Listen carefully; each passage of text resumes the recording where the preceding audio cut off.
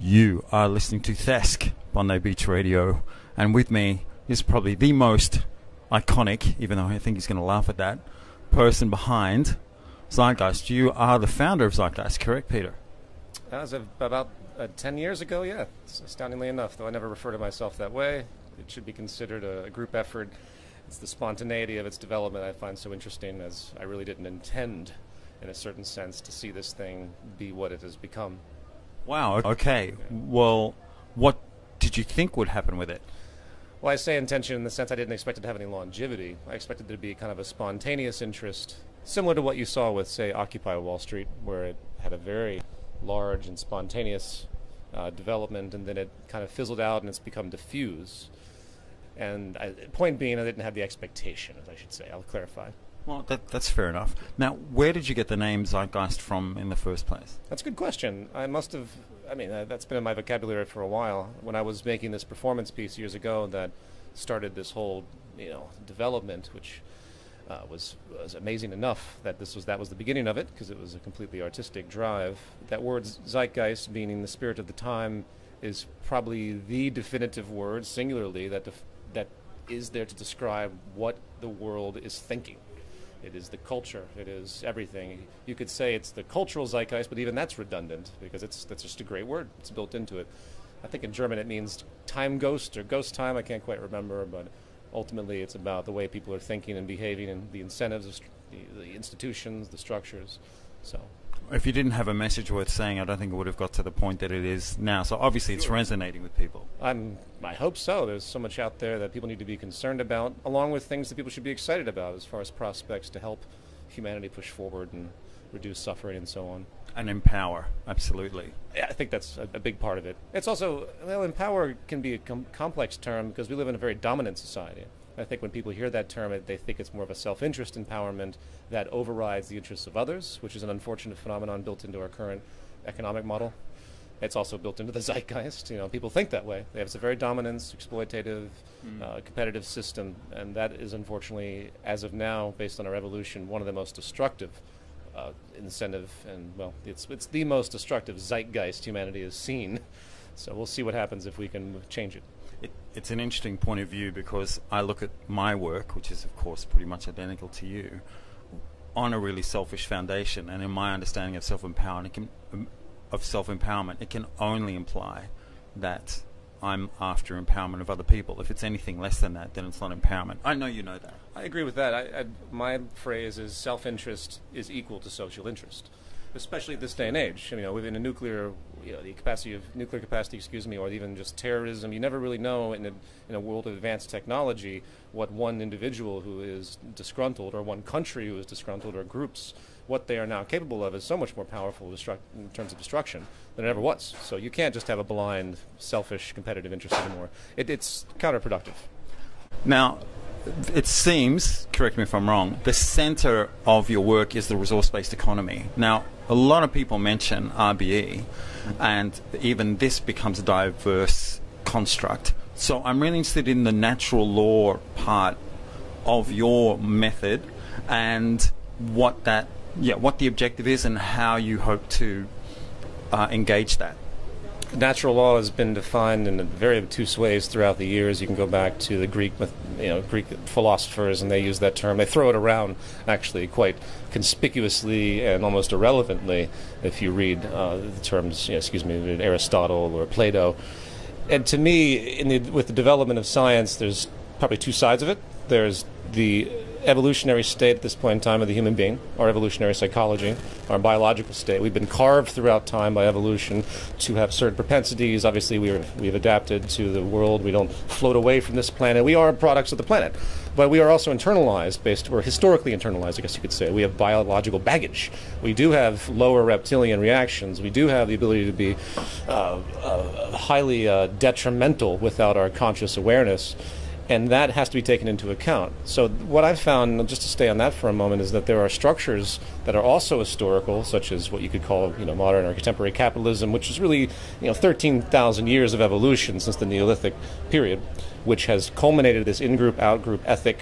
And, while there have been innovation and all these other things that associated to competition, ultimately it's a destructive force. It's also moving against, to hone in, against our basic human nature. Now, people would argue historically against that, say, well, we see the animal kingdom, we see the survival of the fittest, and so on.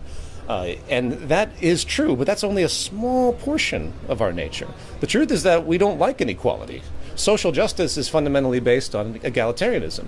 We don't like that word even because we've been so indoctrinated in this kind of Ayn Rand, Milton Friedman thing where we think our human nature is, again, that primitive. And we are, if we try to have an egalitarian system of any level, it's just going to move against and there's going to be corruption and we'll destroy it. And that's just not true. We see this public health research throughout the contemporary science period, social science, which I can rattle off a lot of statistics by. One of the most critical to me is that the more inequality in a society, the more conspicuous inequality, meaning that we're aware of the inequality, because it's, when it comes to what wealth is, that's a very relative statement. Luxuries for some people are needs to others, and vice versa, because of the state of their social reality, because ultimately goods past a certain level are really just social tools. But, back to my statistic, the more inequality in a conspicuously unequal country like America, the more violence, the more social instability.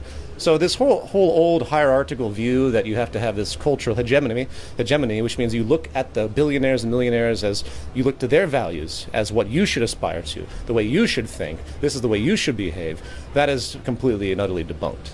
And that's been the long-standing disposition of, if you do research social theory, like social dominance theory, I speak about this in the recent book that I wrote, it's been thousands of years since the dawn of writing that people have generally assumed we have to have hierarchy. And of course they look to the primitive world of our other primate ancestors and they say, well, chimpanzees and so on, well, we see that, we mirror that, it must be natural law. But it's actually not. It's actually the opposite. If the goal is a stable society where people are not inclined to destroy and hate and be xenophobic and create racism, then it's the exact opposite. It's mythology. Now, I remember your equation that you wrote about how things can be kind of measured in how sustainable they are. I think that's what that equation is about. Well, if you're referring to that function that's Yes. in the Zeitgeist movement defined, where it takes in design and production, it's about efficiency. Okay, terrific. So the foundation of our society, just technically speaking, we won't even go into the social psychology part, you have to create efficiency in every step of production, distribution, recycling, and actually development and the creative development. What do people want? What do they need? See, in this society, not to change the subject, but you have a consumption-based society, which means that you can't have reduction of consumption or you're going to basically slow the economy down. There's no growth, and companies don't want that. Businesses, governments don't want that. They need jobs and all of that stuff. So the incentive structure is against sustainability. Efficiency, sustainability, and problem solving are ultimately the antithesis of what fuels our current system. Now, it wasn't always like that, and I could talk about the evolution. I'm going to talk about this tomorrow, by the way, and then a little bit. It wasn't, 100 years ago, we didn't have the ability to outproduce the way we do. So we weren't able to be so unsustainable. And that's a phenomenon. So our mind hasn't wrapped around that. We are in this advanced state where automation and open source and all of these things create a level of efficiency that far exceeds what anyone's ever anticipated. I shouldn't have mentioned open source. Automation specifically, which creates the material abundance that we see in the Western world, that is on the back of absolute ecological catastrophe. Does that make sense? Yeah. Okay. So I guess what my key is your equation kind of like a central function, central in a good way, and using and allocating resources. And I think by default that would start a collaborative thing. But yeah. Well, all that equation really is a generalization of what the core economic functions are and how the efficiency needs to be maximized. And within that, there's all the sub-algorithms. Yeah. And I put an equation because it's the kind of thing that is pretty tangible and objective. Now, we're not talking about human preferences. You're not talking about, that's a different subject. And well, it's not different, but it's separate from what it means to be sustainable. So if you want to have the greatest production amounts with the least amount of environmental impact, with the longest longevity, bypassing things such as planned obsolescence, create universal standardization, the logic completely combines to show a system derived from efficiency, with the intent of efficiency to meet the needs of the human population, of course. But there's the goal, to meet the needs of the human population. Yes. And how to do that without destroying the planet or creating conflict between people, there's the equation. Sure. Look, I definitely agree that you need some kind of a formula. It's however many times people have said to me, give me an equation to work with or something to work with. And I think your model is really simple. Yeah, I would it's may very equate it simple. a bit with a bit more the creative edge, you know, because like you say, it's what people really want. But still, to have that as a fundamental to work with, I think is terrific. Yeah, Beautiful. and I don't even think it's that profound. It's just it's just too bad that the economic community has been taught to think only in terms of market dynamics and market efficiency. Yeah. Market efficiency is the exact opposite of technical efficiency. Look, it's built into the money model, which is perpetually driving scarcity and always putting into the context. Right. About Ayn Rand, I have to bring that up. Sure. I actually think the heroes in her book are the ones who are being technically and sustainably proficient. It's not the guys that are trying to take everybody else out. To her, they're the second-handers. But anyway, that's how I... Subject to interpretation. Sure. Look, I get it. Ayn Rand gets a kick all the time. Ayn Rand grew up in a very deprived Soviet society, and she really was emotionally affected by that. And she made it her life's work to point out that her view of socialism, her interpretation of this collectivism, could only lead to destruction. And that goes against everything that contemporary science, both the natural world, natural law, and human nature has to point out. All the more conversation for the future when we have more discussions. Sure. Okay, how can people find out more about where to get information on your work and website, YouTube? You tell me. The Zeitgeist movement has its own organism, so I'm of course a part of it, but I don't take any type of hierarchical leadership role. You can find about the movement through the zeitgeistmovement.com, and we're actually revising a whole lot of stuff on the site and updating. There's also the Zeitgeist Movement to Find the book that I helped co-author. As far as my own stuff, I did recently release a book called The New Human Rights Movement, and that was actually published by a company out of the United States, and then just now got released. And that actually is, to me, a more simplified, I changed the vocabulary in this book than what you find, say, in the Zeitgeist Movement to Find or a lot of the Zeitgeist literature. So after 10 years, I realized that the real focus of this is activism.